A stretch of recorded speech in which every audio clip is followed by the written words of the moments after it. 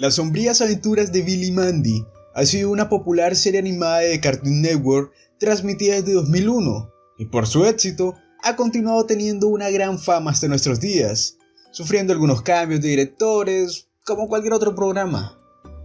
En 2006, John Kricfalusi, creador de Ren y Stimpy, tras declararse fan del programa, mandó una carta a Maxwell Atoms, creador del show, para proponerle dirigir un episodio. Aunque Atoms le mandó una negativa, diciendo que no era él quien seleccionaba el personal, sino los mismos ejecutivos de Cartoon Network. Sin embargo, ambos expresaron mutuo aprecio y se prometieron colaborar más adelante en un proyecto juntos. En las vacaciones de verano de 2007, Atoms recibiría una desesperada llamada telefónica de Kricfalusi, quien le explicaba que era urgente que comenzaran a trabajar en un proyecto inmediatamente. A Atoms le pareció raro. Sin embargo, Kricfalusi siempre había sido un ídolo de su infancia, así que se enfrascó en una llamada de 3 a 4 horas de duración en el que el creador de Stimpy le propuso un detallado plan. Kricfalusi consideraba a Billy y Mandy un buen programa, no solo por su humor escatológico, sino por tener elementos sobrenaturales y referencias ocultistas, así como de cultura pop. A finales de los 90, Kricfalusi, un extraño personaje que parece continuamente enojado, pero que responde las cartas de sus fans a mano y con correos de 5 a 6 páginas, ya había colaborado con Cartoon Network, dirigiendo 4 episodios especiales del Oso Yogi. La CN, como todas las demás televisoras especializadas en dibujos animados, conocía la peligrosa trayectoria de Kricfalusi, pero como era en una época en la que el interés de los dibujos animados iba en descenso, aceptaron el trato de regañadientes. Los episodios dirigidos por Kricfalusi fueron considerados demasiado perturbadores para los niños. Estaban impregnados de un ambiente que muy difícilmente podía considerarse cómico, y las acciones y personalidades de cada personaje parecían erráticas y casi psicópatas. También contenían temas y contenidos solo adecuados para adultos, homicidios, suicidios y temas sexuales, y con escenas grotescas parecidas sacadas de una pesadilla. La CN, sin embargo, transmitió los 4 episodios en una única ocasión y con mínima publicidad, en un horario para adultos, aproximadamente la 1 de la mañana. Luego de eso no se supo mucho sobre John, solo que tuvo una serie animada de superhéroes llamada The Ripping Friends, que debutó en MTV y fue cancelada muy pronto por ser en extremo perturbadora, y a últimas fechas se lanzó una nueva serie, de Ren y Stimpy, exclusivamente para adultos, que iba aún más allá del humor violento y grotesco de la serie original, por lo que recibió fuertes críticas. Atoms desde luego conocía todo esto, y no se sabe si fue el miedo o el respeto lo que le inspiró a continuar con el plan de Kricfalusi. 2 semanas después de la llamada, Atoms recibió un paquete sellado con la firma de Kricfalusi. Dentro se encontraba un guión y un storyboard planeados por el propio Kricfalusi para un nuevo episodio de Billy y Mandy, supuestamente una nueva serie llamada simplemente Billy y Mandy, Pesadilla en el patio trasero. Atoms se sintió interesado de inmediato en el guión, y él mismo ha descrito que está escrito brillantemente y con gran maestría. Contaba con un humor estupendo. Sin embargo, luego de pasar las primeras 20 páginas y conforme el tono de la obra se oscurecía, rápidamente cambió de opinión.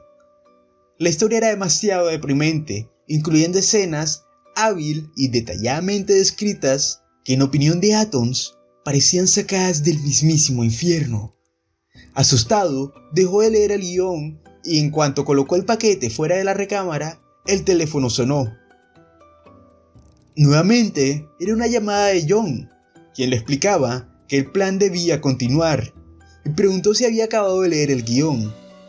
Helado por la repentina llamada, Atoms mintió diciendo que sí, y Kricfalusi le concertó una cita para dentro de 3 meses, donde le mostraría algo que tenía preparado para comenzar la producción del episodio.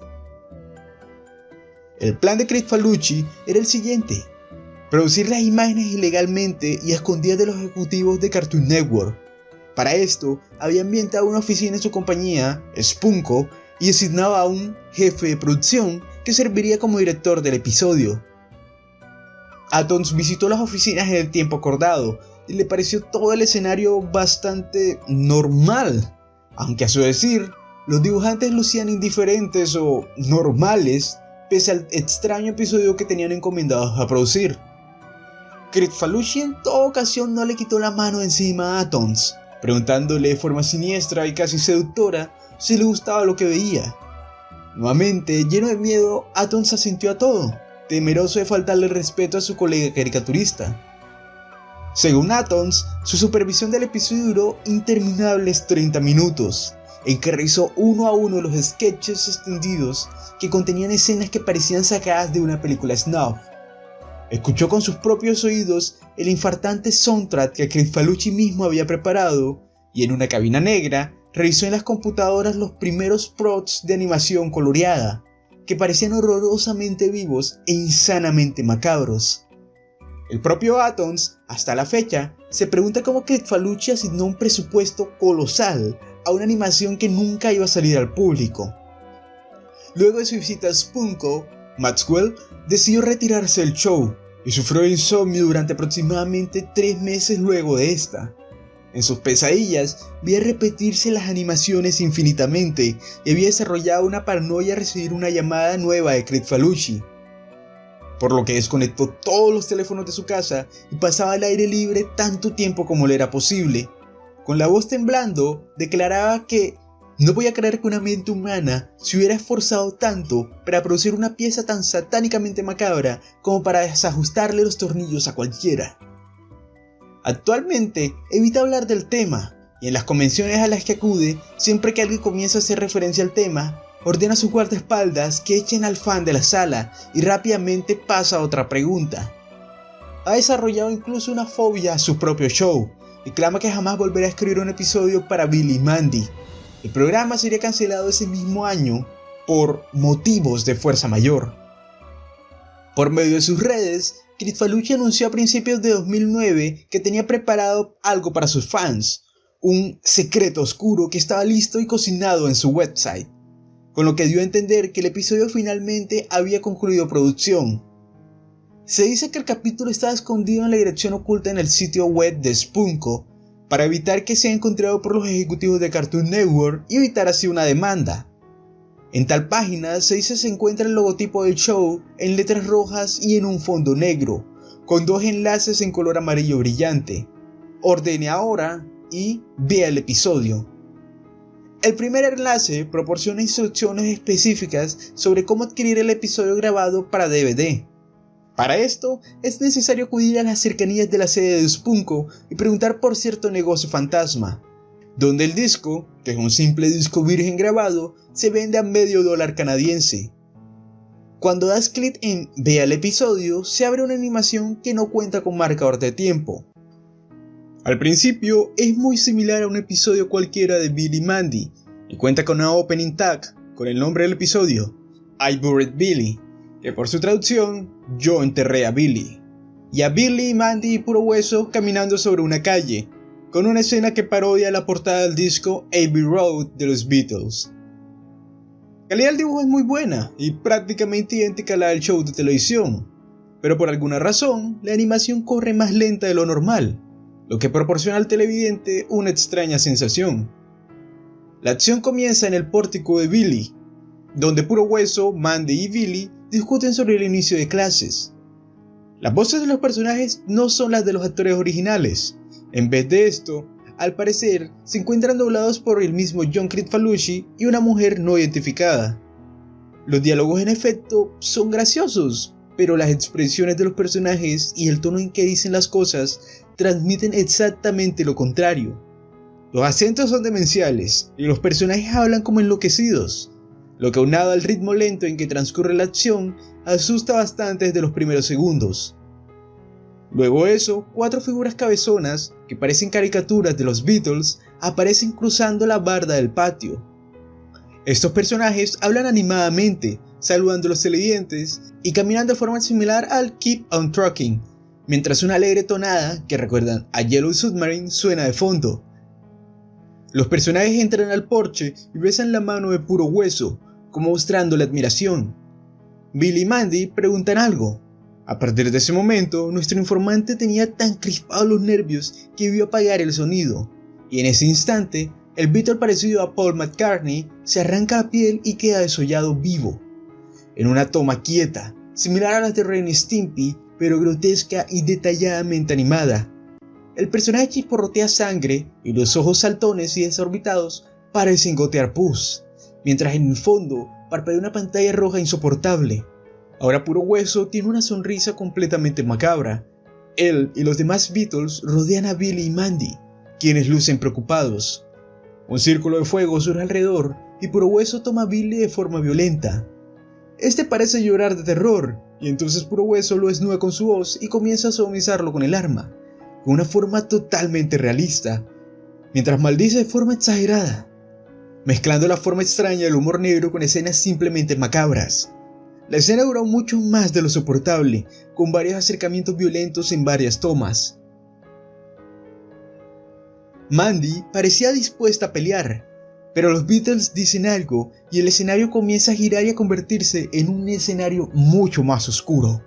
Escenas desquiciadas de cadáveres dibujadas de forma bastante rápida, demonios y escenas de tortura se alternan en la escena. Los Beatles restantes se transforman en bestias mutantes de formas terroríficas. Puro Hueso parte a Mandy por la mitad. Con su guadaña desnuda el cadáver y la sodomiza una y otra vez, ahora con un rostro de oscuro placer, en medio de escenas parpadeantes, para terminar vomitando por botones de sangre encima de Mandy, mientras el cadáver de esta explota arrojando sus vísceras por todas partes.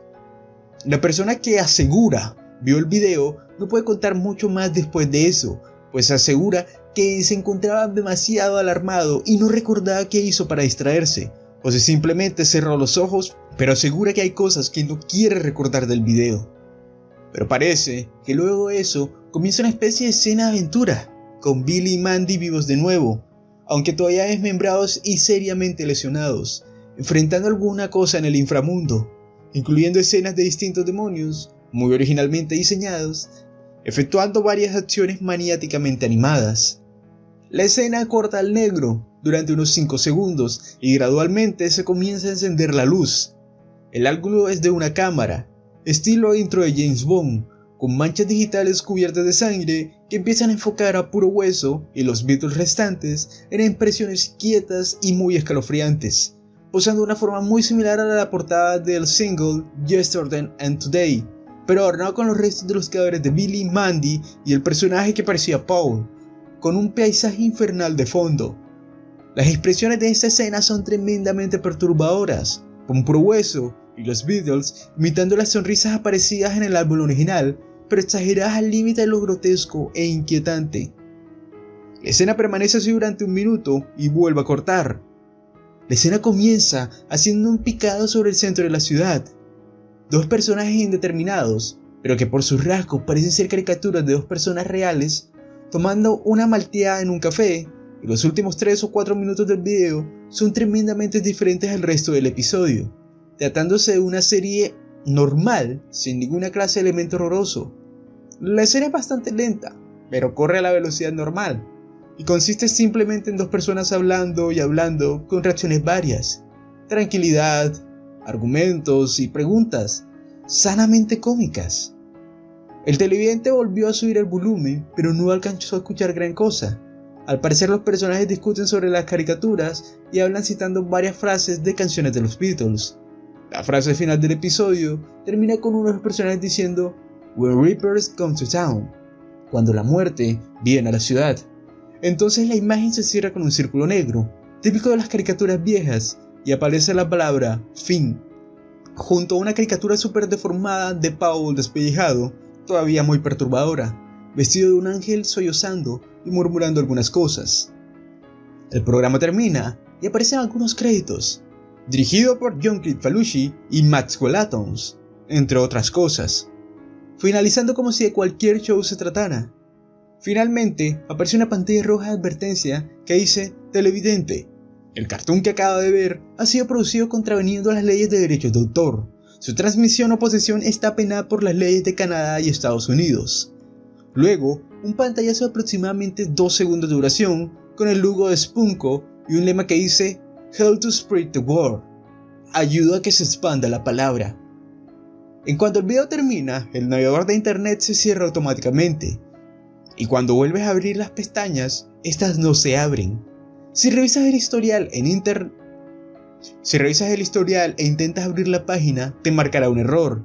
Se dice que esta página la cambian de lugar cada vez que alguien accede a ella.